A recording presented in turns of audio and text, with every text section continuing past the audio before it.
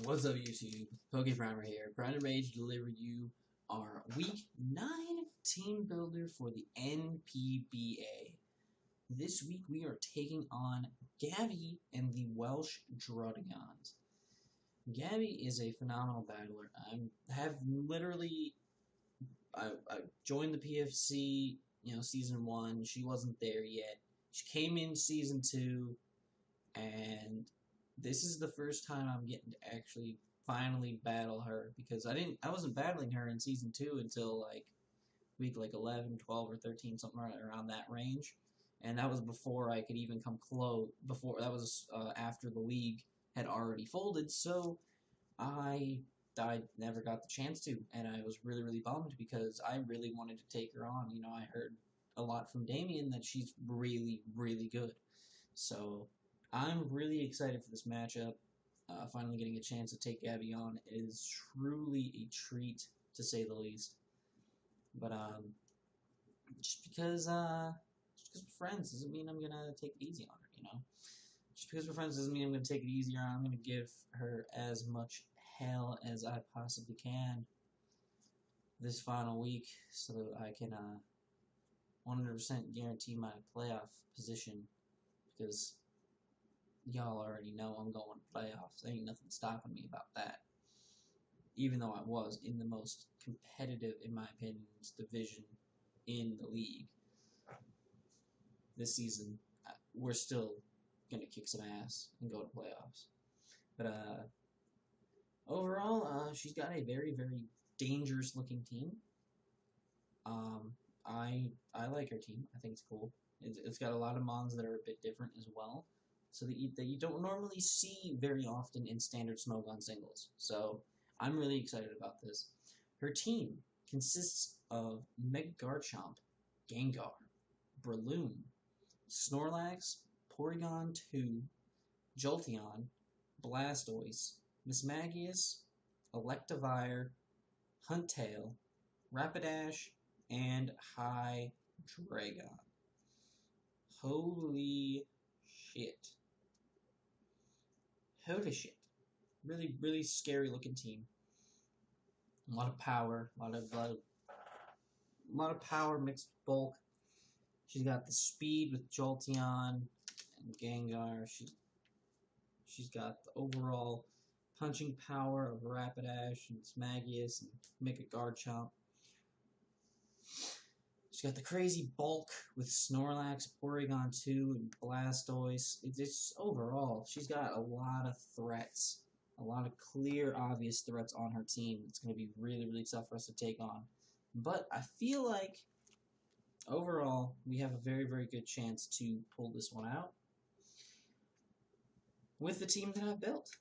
And the first mon of that team is Yokozuna, the Hariyama, holding the Assault Vest with the Thick Fat ability. Thick Fat is there so that I have an adequate switch in to Rapidash's Flare Blitzes, because those are going to hurt like a bitch to just about anyone else, so I'd rather have that switch in, really. And honestly, Guts and Sheer Force just don't do me anything really spectacular this week, so I'm not using too many moves that get Sheer Force boosted. And I don't see too many options where she'd burn me or do something along those lines. So Guts just doesn't seem worthy. Although, just about Blastoise could be firing off Scalds. And a Gengar with potential Will-O-Wisp. Actually, you know what? I'm going to change this live. I'm going to go Guts.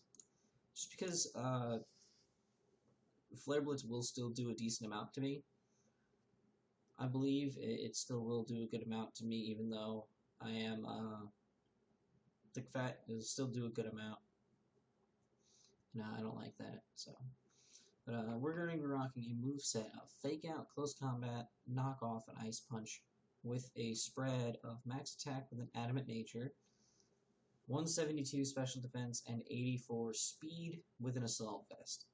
Now that speed right there is specific, so that I can outspeed a min-speed Porygon 2. That way I can hit that thing with a knockoff, hit that thing with close combat, and put in some work on it. which is really, really nice. Because Porygon 2 can be a big problem for any team because of how fat it is.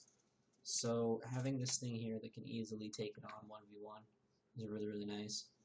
The 172 in SpDef allows me, allows the Assault Vest to just have more to work with. Coupled with his already cripplingly high HP stat, Yokozuna's going to have a really, really good time with the Assault Vest. It's gonna be very, very bulky. Her special threats such as Gengar, Jolteon, Blastoise, Smagius, they really won't be able to touch me, more or less. And that's really, really good for us so that I can have a clear, obvious check to those things. Fake Out is there for priority. It's very, very important. If I can get in on something I know I'm faster than, I can fake it out and then get that prior damage I might need in order to pick up a KO. Fake Out coming from this thing is going to do a lot of damage because of how high its attack stat is. So it's gonna be really, really nice. Close Combat punches holes through Snorlax and Porygon 2, as well as absolutely annihilating the Hydreigon. None of them really take it nicely. The only reason Snorlax and Porygon 2 can take it is Porygon 2 has its Eviolite and Snorlax has a lot of bulk. So if they do take it, it means that they have to be like max Phys-Def, max physically defensive spread against me. And I mean, at that point, you know, we know how to deal with it. And I still don't think that's me opening up a new tab. I apologize for that.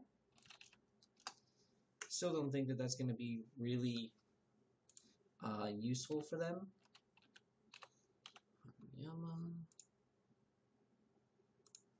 Say Snorlax. Yeah, okay, so standard Curselax spread, if it would be like a Careful Nature with 252 max, it would die. It would have to be like max defense with a Careful Nature, or even like if it was max defense like Impish, say, it would Close Combat would still do 73 to 86%, and we do outspeed it, so there's no chance in hell that Snorlax could beat us 1v1. So that's something to note. Even if it starts setting up curses, even at like if it's bold at +2 +1, we still 2-hit KO. We still have a very good chance to 2-hit KO. So that's something. And then Porygon 2. If we go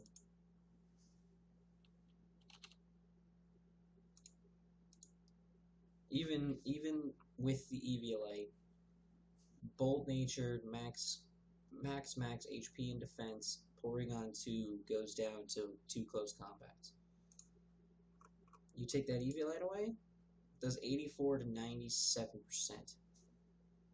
So that thing just gets blown off the face of the earth. So Ariana is really, really good again this week, just because 2 of her main walls just get absolutely decimated by it, which is great.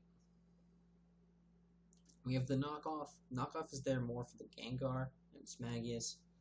They can potentially burn us, which would be better, because if they burn us, then we get the Guts boost, and that's just beautiful and amazing.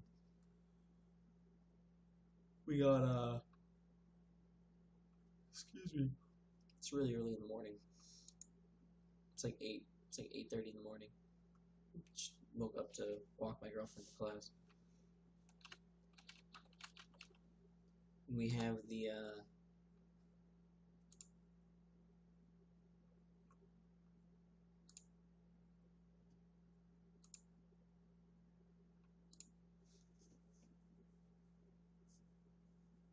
what you call it? We have the Ice Punch there then for the Garchomp. Mega Garchomp will absolutely get blown off the face of the earth by an Ice Punch. I don't care how bulky it is. It is an Ice Punch coming from an adamant Hariyama, and that's gonna really hurt really badly. This will also tear through the Breloom as well. I really toyed around trying to fit Earthquake on the moveset, like instead of Fake Out potentially, but I couldn't see a very valid reason to do so. Just because, well, it will hit the Rapidash and the Jolteon super effectively, as well as the Electivire. None of them are bulky enough to take a close combat. Rapidash goes down to a close combat. Jolteon goes down to a close combat.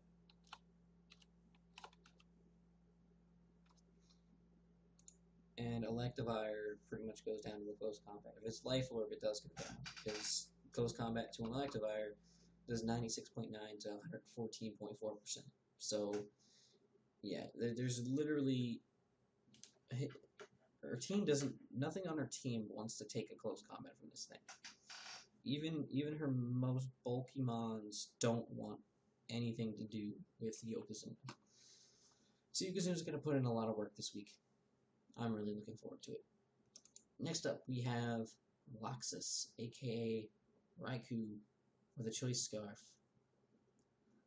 Volt Switch, HP Ground, Aura Sphere, and Extra Sensory. 216 speed with a Timid Nature. That right there is going to allow us to outspeed her entire team, barring Jolteon, obviously. Outspeed her entire team. With the fastest mon on our team outside of Jolteon being at base 110 with Gengar. So even if she runs a Scarfed Gengar, we can still outspeed it and hit it with an Extra Sensory, which is the entire purpose we're running that move. Yeah. So there's that. We have the Aura Sphere because of the Snorlax and the Porygon 2, because of those two main fighting weaknesses. Obviously, it's there too to hit the Hydreigon. We have the HP Ground to make up for not having Earthquake on Yokozuna, so that we can hit the Electivire, the Rapidash, and the Jolteon super effectively. If I can outspeed the Jolteon, hit it with an HP Ground, I don't think it's going to appreciate it all that much. Then we have the Volt Switch to get some momentum. Obviously, she has immunities in Mega Garchomp and Jolteon and Electivire, so whichever of those she decides to bring, we're going to have to focus on clearing those out first before Loxus even hits the field in a lot of cases, so that we can guarantee that we can put in a lot of work on them. Other than that, nothing too spectacular about the moveset, but it should put in a lot of work. Raikou is a fantastic mon against your team. I really wanted to run HP Ice, but just HP Ground just has so much more usability in this matchup, just due to the fact of not having ground coverage yet for some of her team. It made a lot more sense. Next up, we have T-Pain, our Landorus Therian, rocking an Adamant Nature this week, 252 attack, 4 Spadef, 180 speed, and 72 HP. The 180 speed allows us to outspeed a max speed Breloom, which is really good for us because Breloom's kind of a threat. You know, if it comes in on us, I really want to be able to U-turn out, get out of there ASAP. We have a mon later on in the team that can kind of handle Breloom after that, but I want to be able to U-turn out of there ASAP. I decided not to choice myself because I wanted to be able to switch up my moves. I felt switching up my moves this week was very, very important. I decided not to go Jolly because if I did, there's really no reason. I outspeed everything I need to, everything that I could, everything, even if I went Jolly, a lot of things still outspeed me. You know, like the Mega Garchomp, the Electivire, all those things still outspeed me, even if I go Jolly max speed. So I'm not going to waste EVs and not put out as much power to really get nothing out of it. So that was kind of the mindset behind this decision. We have the Earthquake knockoff Superpower and U-turn. U-turn is for the situations where we can U-turn out against the Breloom. The only thing on her team that's weak to it is the Hydreigon, which I don't think I'm going to ever try to face 1v1. Because it will blow me back. Because it's a Hydreigon. But, knockoff is not... But yeah, U-turn still is still an option, you know. If she switches something in on me, I can U-turn out on it. She ends up Breloom versus T-Pain. We can easily click U-turn and get out of there. We don't want to be spored. That's the last thing we want. So that's really, really useful. Superpower is for those fighting weaknesses that I mentioned earlier. It'll do really, really big damage since we're adamant. Snorlax and Porygon 2 won't appreciate it. This could be a very good late game cleaner in some instances. You know, just come in and revenge kill, or just come in and pick the bones of a already damaged and beaten Snorlax and an already damaged or beaten Porygon 2. Knockoff is there because she has the Porygon 2 with Eviolite, which is really, really dangerous. She has the Huntail, which potentially could be carrying a White Herb and try to set up Shell Smashes. We can knock that. If we can get that White Herb knocked off, that'd be fantastic. And we do outspeed the Huntail too, which is really good. So if we can get the White Herb knocked off, then no defenses for you, and we can still work with it from there to the point where we can beat it. If it decides to run Ice Fang 2, we have the Yachi Berry, so we can live that. Ice Fang or Ice Beam, depending on whatever kind of set she runs on the Huntail. But we do have the Yachi Berry for those kind of purposes. Knockoff will also be good for the Mismagius and the Gengar.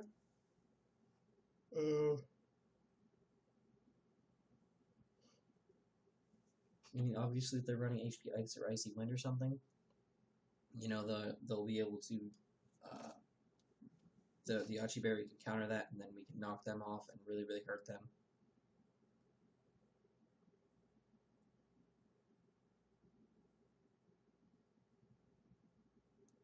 So there's definitely that option available as well.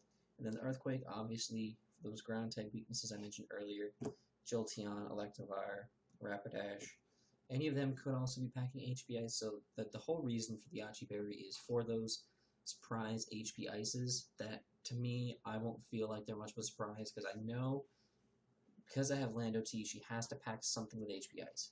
Has to. Almost absolutely has to. It's guaranteed. You don't stare at someone who has a Lando T on their team and not pack Ice Beam or HP Ice, in some essence.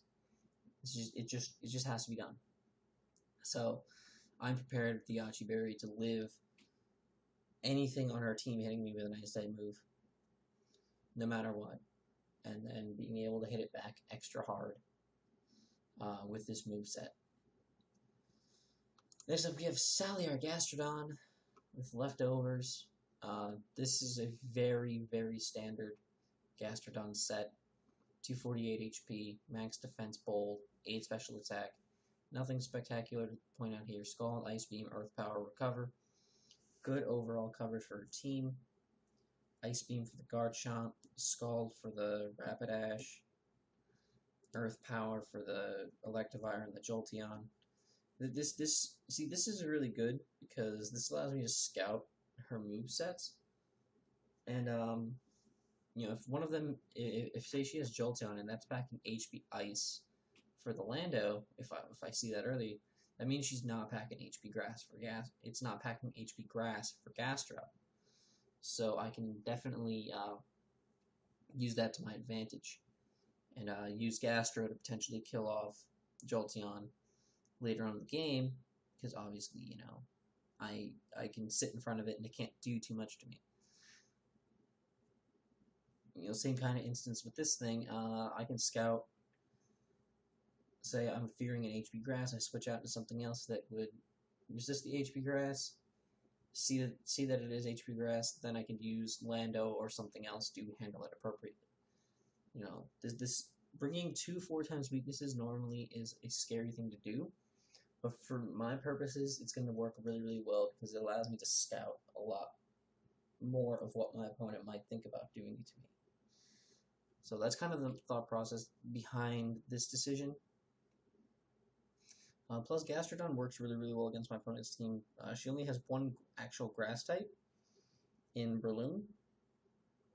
I mean, she can pack grass moves on a lot of different mons, but only one actual grass type, which is good because that allows me to safely be able to switch into a lot of my opponent's moves and not fear anything in particular.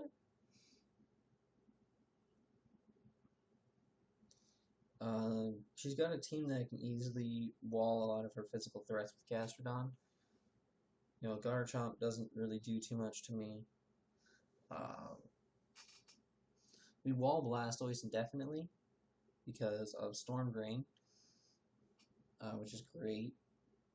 We can really shut down a Huntail sweep with this thing as well.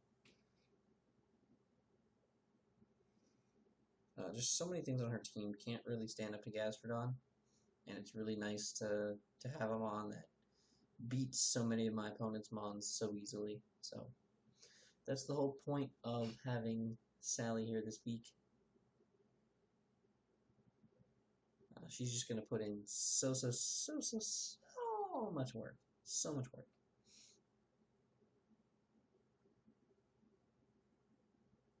I'm excited to bring Gastrodon again. Hopefully Gastrodon can do well for us. Next up, we have Slurp our Goodra. This is our U-turn target. If we end up in that situation where we U-turn on Breloom, this is definitely our U-turn target because we have the Sap Sipper. So if the Breloom is going for something like a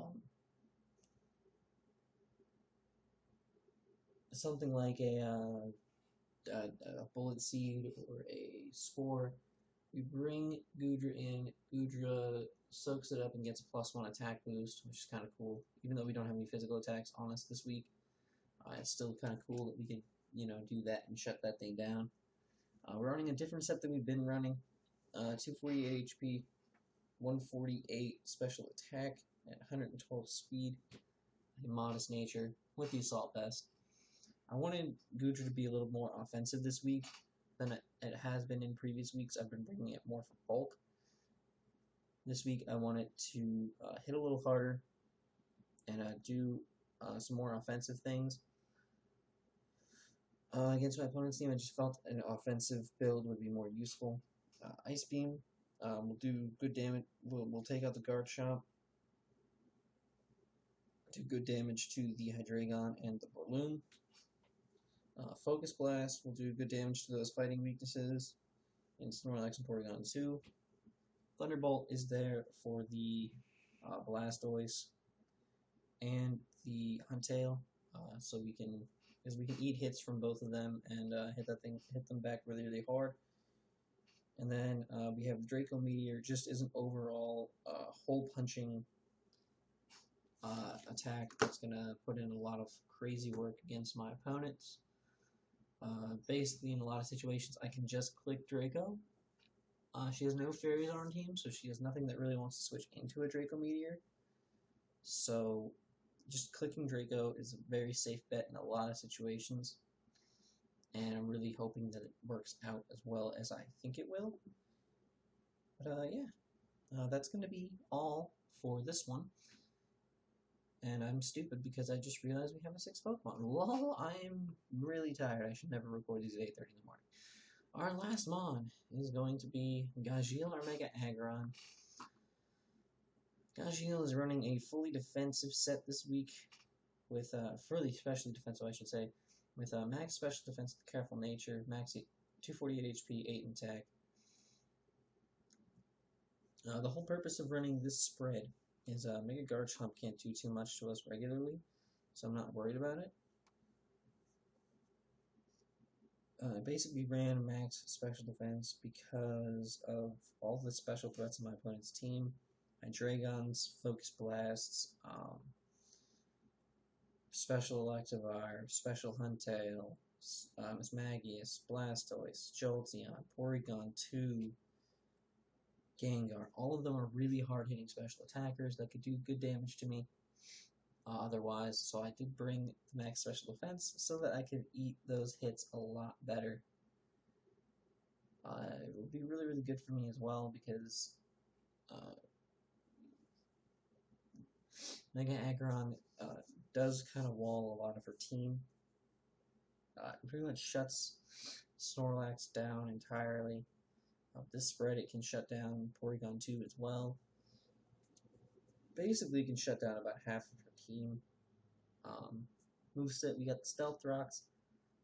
Stealth Rocks are not too big of a deal in this match, but I figured it'd be nice to have them. The little chip damage here and there, it could be really, really useful for us. I think in the long run, I think, having that chip damage is better than not having it. Thunder Punch is there for the Blastoise and the Huntail. Earthquake is for the ground weaknesses of the 2 electric types and Rapidash. And then Ice Punch is obviously for the Hydreigon, Garchomp, and the Balloon. Overall, this set's mainly there for bulk and coverage. I wanted to have something that could, eat all these hits very nicely.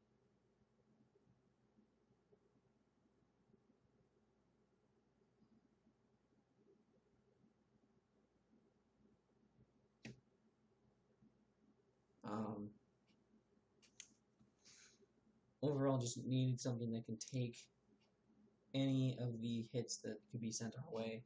Mega Aggron typically can do that, and is definitely going to do it very well in this situation. So now that is going to be all for this week's Team Builder. If you guys enjoyed, please make sure to like down below and subscribe if you haven't already. And keep rooting for the Hoopas as we try to take it all the way to the championship. Until next time, guys, I'm PokePrimer, signing